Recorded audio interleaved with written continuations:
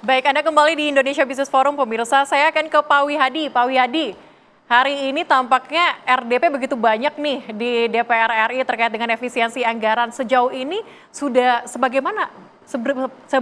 mana nih Pak progres yang dilakukan oleh DPR RI terkait dengan efisiensi ini? Iya, jadi begini, kita mengacu kepada Inpres nomor 1 terkait dengan efisiensi anggaran, dan dalam Inpres itu memang disebutkan bahwa kementerian itu minta persetujuan kepada DPR paling lambat tanggal 14 Februari. Nah, tentunya ini setelah kemarin adanya suatu rekonstruksi kembali, di mana banyak hal-hal yang memang komunikasi antara KL ini yang masih mungkin belum bisa sesuai dengan apa yang diharapkan, maka hari inilah dimulai rapat-rapat RTP dan Raker untuk penyesuaian daripada anggaran dan kemudian dimintakan persetujuan oleh DPR. Dan ini saat ini sedang berlangsung, ada beberapa komisi yang masih berlangsung juga, dan mungkin ada beberapa juga besok yang masih akan dilanjutkan. Jadi ini adalah rangkaian dari apa yang memang harus dilaksanakan. Nah, ini tentunya hal ini memang harus dilaksanakan sesuai dengan Inpres nomor 1 tersebut. Baik, tetapi artinya info yang beredar terkait dengan berapa besar anggaran yang dipangkas begitu, yang dihemat begitu, ini masih dinamis begitu Pak Wihadi? Begini, yang perlu diketahui bahwa keputusan anggaran tahun 2025 yang disetujui oleh DPR pada tahun 2024 itu tidak berubah, sejumlah 3.600 triliun. Itu tidak berubah, ya. Jadi yang mesti harus dipahami dulu. Kemudian ini kan bukan masalah pangkas, tetapi kan bicara efisiensi. Nah, kemudian dalam Undang-Undang APBN tahun 2025 memang itu diberikan keleluasan kepada Presiden untuk melakukan pemindahan anggaran karena nomenklatur dari kementerian tahun 2024 dan 2025 yang berbeda. Nah, makanya di sini dari nomenklatur yang berbeda itu, maka Presiden akan memberikan pemindahan anggaran itu. Dan dalam hal ini Presiden juga melakukan efisiensi apa yang harus dilakukan pada saat ini, karena memang melihat bahwa efisiensi ini perlu dilakukan karena bagaimanapun juga kita melihat ada hal-hal yang memang tidak substansial dalam pelaksanaan anggaran itu, dan ini perlu diefisiensikan. Nah, seperti yang katakan tadi, perjalanan dinas, kemudian pembelian alat-alat TK. Nah, ini hal-hal seperti ini memang akan diefisiensikan. Tentunya efisiensi ini adalah merupakan daripada program daripada Pak Prabowo yang ingin APBN ini berguna untuk rakyat dan sangat-sangat memberikan manfaat kepada rakyat dan dapat memberikan pertumbuhan ekonomi ke depan. Oke, baik. Apakah ini juga memberikan dampak pertumbuhan ekonomi, Bu Afiliani?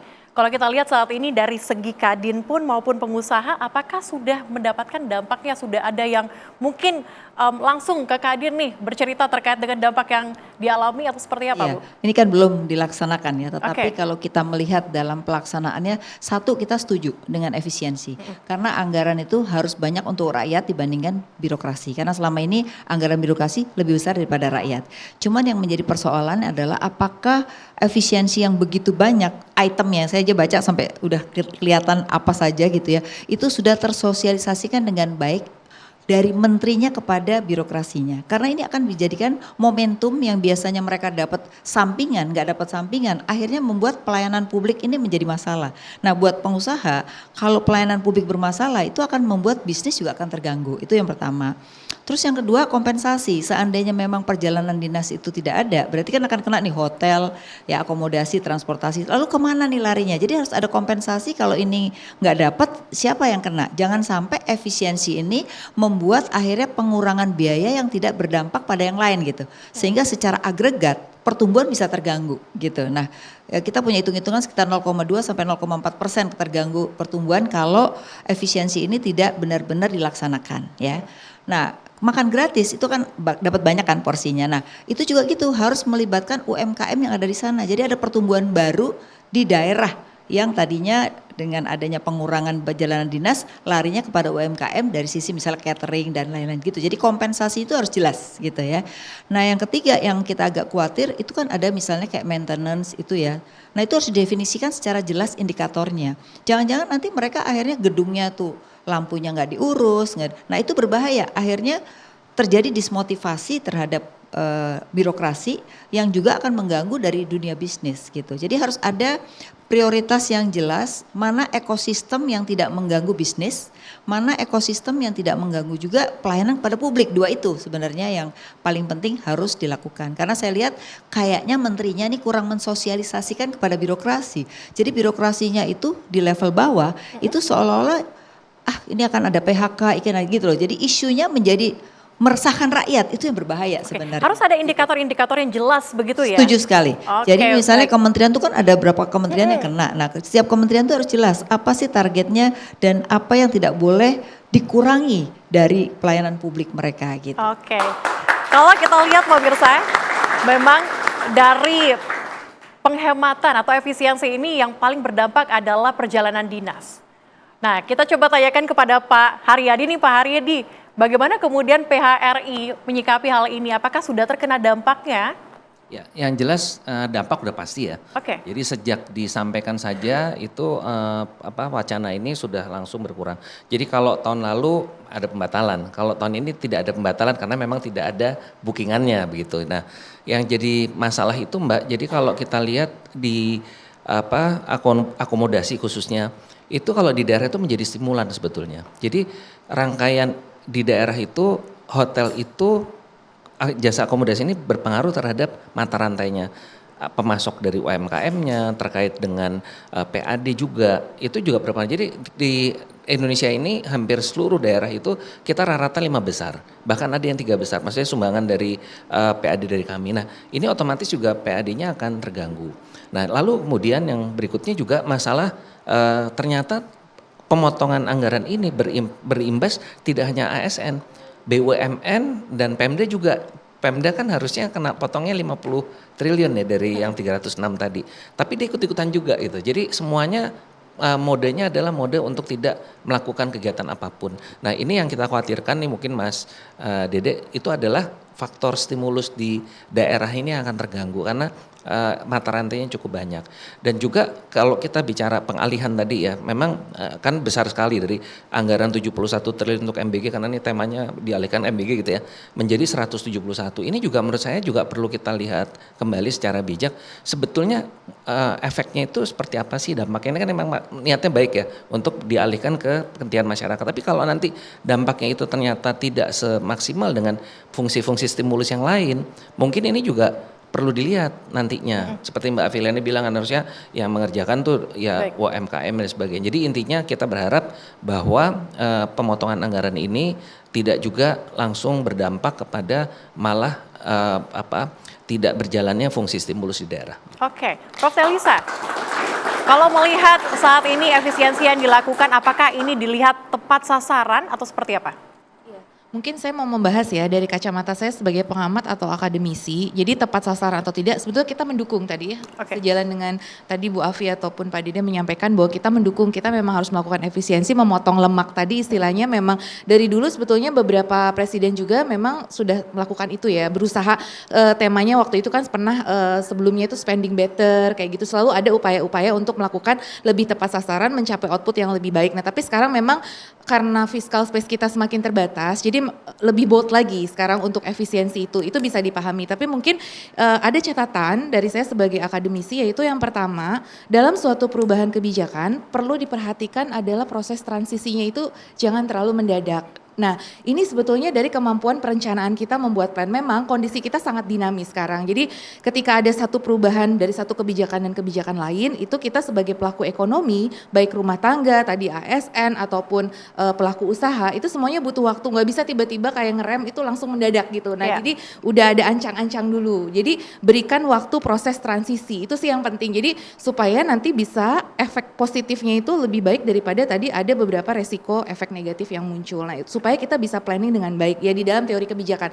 Tentu sebagai pengambil kebijakan mungkin itu tidak mudah dilakukan, tapi tadi seperti Bu Afi sampaikan, sosialisasi, persiapan itu perlu. Karena sebenarnya kan gini, APBN 2025 itu kan sebetulnya sudah didesain di tahun 2024 ya, waktu nota keuangan itu kan sebetulnya sudah diplan. Waktu itu juga sudah ada proses harmonisasi ya. Jadi cuma waktu itu memang dengan plan PPN yang naik. Nah, tapi kan kemudian PPN tidak naik, terus tiba-tiba global terpilihnya Trumponomics 2.0, tekanan harga komoditas, nilai tukar kita yang melemah, sehingga banyak sekali tekanan kepada APBN-nya. Jadi akan-akan itu agak mendadak. Nah, itu yang mungkin supaya pelaku usaha seperti tempatnya Pak Haryadi ya, itu bisa melakukan mitigasi terlebih dahulu begitu. Jadi ketika presiden itu berubah, itu bagus sekali ya, masing-masing presiden punya prioritas masing-masing. Tadi ada yang fokus ke sebelumnya mungkin ke infrastruktur. Sekarang kita fokus ke software ke human capital untuk tadi gizi dan pangan dan pendidikan. Itu bagus sekali. Kita tentunya mendukung. Tetapi tadi mungkin jangan terlalu tiba-tiba ya, sehingga kemudian ini mengubah peta bisnis secara keseluruhan gitu. Jadi memang ide tadi bahwa kita memang pemborosan dan lain sebagainya itu sangat setuju untuk ditekan. Tetapi tadi ada aspek lain, kita harus pahami dalam ekonomi itu semua butuh waktu untuk transisi. Dan yang kedua, forward dan backward linkage itu harus dipahami. Tadi bicara supply chain. Jadi ketika kita memindahkan dari satu pos ke pos yang lain, itu kan ada multiplier effect yang bekerja. Nah, itu juga harus dikaji lebih dalam. Itu aja sih sebagai catatan untuk perbaikan ke depan. Butuh pengkajian lebih dalam. Pak Wihadi, kalau kita menyambung apa yang disampaikan sama Ibu Afiliani tadi terkait dengan kecenderungan akan turun 0,2%. Ini nantinya pertumbuhan ekonomi. Apa yang kemudian perlu diantisipasi? Mungkin efisiensi dari kementerian apa yang perlu diantisipasi agar tidak terjadi penurunan tersebut? Pak Wihadi, silakan. Jadi begini, saya justru akan melihat bahwa ini akan ada pertumbuhan ekonomi, tetapi tidak dalam bidang-bidang yang memang memanfaatkan dari efisiensi ini. Kalau kita lihat bahwa optimisme kita harus bangun dalam hal ini adalah dengan adanya beberapa program yang memang seperti makan bergizi gratis. Nah, ini makan bergizi gratis, ini tentu akan memberikan circular effect yang ada di dalam masing-masing daerah. Jadi saya kira ini akan justru menumbuhkan daripada perekonomian daerah yang akan menumbuhkan pertumbuhan ekonomi. Nah, tapi dalam hal ini, kalau saya melihat apa yang disampaikan oleh PHRI segala macam untuk mengenai masalah bagaimana yang namanya hotel dan segala macam, ini kita melihat bahwa pertumbuhan ekonomi yang ditimbulkan oleh adanya hotel itu kan juga kita sudah bisa ukur dari tahun ke tahun, tidak ada sesuatu hal yang signifikan, ini stagnan di situ. Tetapi hal ini kita harus lihat bahwa yang permasalahan daripada saat ini adalah bagaimana kita melihat program-program daripada anggaran itu yang dianggap adalah yang bisa dibuat efisiensi. Bukan berarti bahwa perjalanan dinas itu nol sama sekali, tetap ada. Kemudian bukan berarti bahwa yang namanya seminar itu nol, itu tetap ada. Tetapi dilihat daripada urgensi daripada program itu. Nah, inilah yang harus disosialisasikan kepada semuanya, bahwa efisiensi ini adalah berdasarkan program anggaran yang ada. Dan program anggaran itu basicnya adalah di belanja pegawai dan belanja pegawai, bukan di belanja pegawai, tapi di belanja barang dan belanja modal. Untuk belanja pegawai itu tidak akan berubah. Kemudian bansos itu tetap akan berjalan, dan kemudian hal-hal yang pada masyarakat itu tetap berjalan. Dan ini tentunya tidak akan begitu menimbulkan hal seperti itu. Nah, pelayanan-pelayanan ini yang mungkin pemeliharaan dan segala macam itu tetap ada, bukannya tidak ada, tetapi diefisiensikan dalam hal ini. Karena tentunya kalau kita melihat misalnya bahwa satu lantai itu misalnya bisa dibersihkan oleh 2 orang, kenapa harus 5 orang? Nah, ini kan sesuatu hal yang harus diefisiensikan, bisa dimanfaatkan untuk yang lain.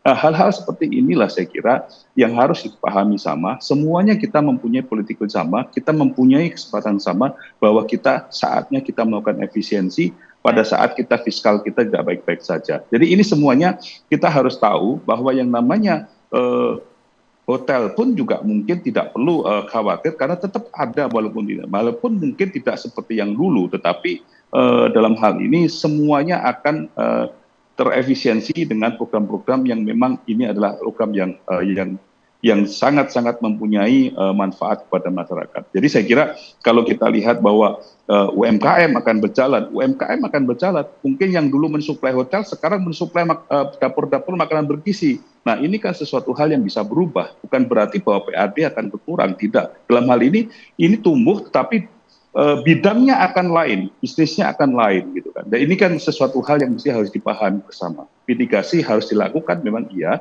tetapi dari masing-masing daripada industri itu. Oke, nantinya efisiensi ini akan dilakukan pengalian begitu. Ibu Afiliani mau menambahkan sedikit ya? Saya mau nambahkan tadi Telisa tuh menarik apa yang dikatakan Telisa. Harus ada time lag, karena begini, misalnya bangun sekolah. Kan nggak mungkin tukang semua dijalankan belum tentu cukup gitu. Artinya itu berarti belum tentu terrealisasi tahun ini. Berarti itu kan ada dana yang akhirnya tidak terrealisasi gitu ya. Terus kedua tadi, nah bagaimana mensosialisasikan yang akhirnya birokrasi kita kan tahu sendiri dong. Birokrasi kita kalau udah dikurangin anggaran, belum tentu dia bisa mengoptimalkan anggaran itu sendiri. Siapa yang mengontrol? Jadi harus ada misalnya yang mengontrol di setiap departemen yang diefisienkan. Jadi sehingga tercapai sasaran di setiap efisiensi itu gitu. Oke, agar efisiensi ini bisa tepat sasaran. Nah, terima kasih Bu. Dunia bisnis juga begitu. Oke, saya mau ucapkan terima kasih juga untuk Pak Wiyadi, tampaknya akan meninggalkan kita di IBF kali ini. Oke, Pak Wiyadi, terima kasih. Nanti kita tunggu bagaimana kemudian dari Banggar ke depannya. Usai jeda pemirsa, kami masih akan kembali dengan pembahasan menarik lainnya. Tentu saja kita akan membahas mengenai kewajiban utang yang harus dibayarkan di tahun ini. Usai jeda.